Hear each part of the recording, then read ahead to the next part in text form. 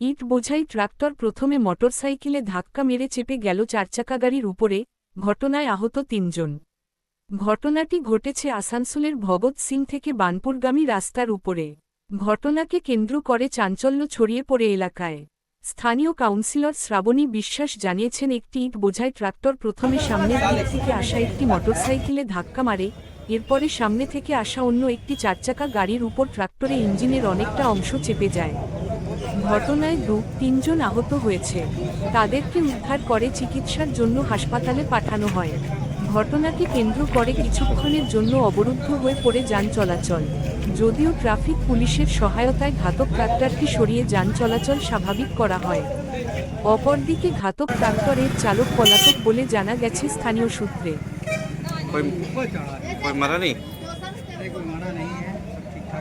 Bike वाला का टंगरी खत्म है।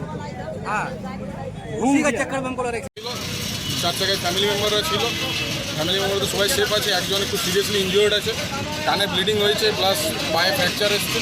এখন আমরা জানি না কেমন অবস্থায় যে, আমরা এখন বেটার ট্রিটমেন্টের অপশনে আছি। আমাদের প্রশাসন আমাদের সাথে আছেন, আমাদের এলাকার কাউন্সিলররাও আমাদের সাথে আছেন, এলাকার সব ছেলেরা আছেন। আমরা এখন বেটার ট্রিটমেন্টের অপরচুনিটি আছে। আমরা বিশ্বাস রাখছি প্রশাসনের যা সহযোগিতা লাগবে, কেন উনি একটা বেকার ছেলে, ওনার অ্যাক্সিডেন্ট হয়েছে। আমরা বিশ্বাস রাখছি, প্রশাসনের আস্থা রাখছি। बाइक जे ছিল তার কি नाम? आदित्य। आपके आपके भाई है। कैसे हुआ, कुछ पता चला? जी पता तो नहीं चला, हम आके देखे कि स्टार्लिंग हॉस्पिटल लेके गया है और 2 गाड़ी चढ़ा हुआ था, बस यही पता चला। हस्बैंड वाइफ जा रहे थे मार्केट से, इसीलिए लग गया है बस। जो होगा और थाना में होगा कर देगा। अभी हम लोग जा रहे हैं, देखे हॉस्पिटल में जो क्या। जख्मी है उनका नाम क्या है? आदित्य महातो। আশা করি ট্রিটমেন্টটা বেস্ট হবে।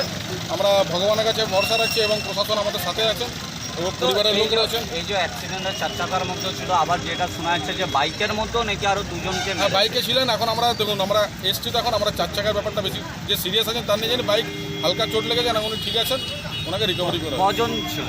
4 চাকার মধ্যে 4 জন ছিলেন, তার মধ্যে কারো কিছু নেই, একজনই সিরিয়াস লেগেছে। আর এই ধারে যে ট্রাক্টর যে মেরেছে, এই ট্রাক্টর মানে কোন ধার দিয়ে কোথায় যাচ্ছিল? দেখুন, আপনারা তো দেখলেন যে এই অ্যাক্সিডেন্ট দিয়ে যাচ্ছিল, উনি অপোজিট অ্যাক্সিডেন্ট দিয়েছিল, সেখানে অ্যাক্সিডেন্ট হয়ে গেছে। ঠিক আছে, আপনার নাম? আমার নাম আনন্দ উপাধ্যায়। এখানে একটা ট্রাক্টর অনেকটাই ইট বোঝাই করে নিয়ে আসছিল, এই দিক থেকে আসছিল, আসানসোলের এই দিক থেকে আসছিল। প্রথমে একটা মোটর বাইককে ধাক্কা মারে, তারপরে সেটা আবার দিশাহারা হয়ে গিয়ে একটা 4 চাকাকে ধাক্কা মেরেছে। যেটা দেখা যাচ্ছে, এখানে বা শোনা যাচ্ছে যেখানে 2-3 জন আহতও হয়েছে এবং তাদেরকে ইমিডিয়েটলি আমরা হসপিটালে পাঠানোর ব্যবস্থা করেছি, তাদের সুস্থতা কামনা করছি। এটাই হয়েছে, এই জন্য নতুন রোডও হচ্ছে, তার মাঝখানে পাশ দিয়ে এই ব্যারিকেডের এই পাশে এই অঘটনটা ঘটেছে। দিদি এত ব্যস্ততম একটা রোড, সেখানে দিনের বেলা ইট বোঝাই ট্রাক্টর কে অনুমতি দিচ্ছে চলার?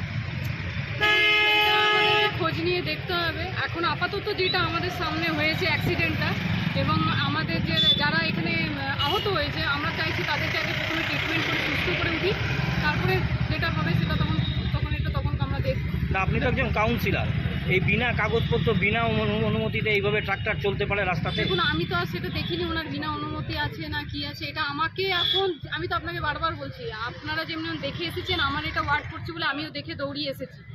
এবার কি করে কীরকমটা কী হয়েছে, এটা পুলিশ প্রশাসন আছেন, ওনারা এটার ভেতরে ভালো করে বলবেন কি হয়েছে না হয়েছে। আমি এসেছি একজন মমতা ব্যানার্জি তৃণমূলের সৈনিক হয়ে, প্রথমে যিনি অসুস্থ হয়েছেন তাকে সুস্থতার জন্য আগে দেখি, তারপরে বাকিটা। দিদি, আরেকটা জিনিস দেখা যাচ্ছে যে ম্যাক্সিমাম ট্রাক্টরের মধ্যে পিছনে কোনো ব্যাকলাইট থাকে না, কিন্তু কোনোরকমভাবে এরকম মানে দেখা যায় না, যেটার জন্য আরও অ্যাক্সিডেন্টের ফলটাও কিন্তু বেড়ে যায়। দেখুন, এখন তো দিনের বেলা, রাতের বেলাতে তো ওইটা বোঝা যাবে। সেরকমভাবে আমরা অতটা দেখিনি যে ট্রাক্টরের পিছনে কি লাইট জ্বলছে না জ্বলছে। আপনি বললেন, মাথায় থাকলো এটা, এবারে আমরা এটা লক্ষ্য করব এবং প্রশাসনের কাছেও আমরা এটা নিয়ে কথা উঠাবো যে উনি যেন এই জিনিসগুলো একটু ট্রাফিককে দিয়ে ভালো করে দেখাশোনা করে নেন। নামটা বলে দিন। আমার নাম শ্রাবণী বিশ্বাস, ওয়ার্ড 56-এর কাউন্সিলর।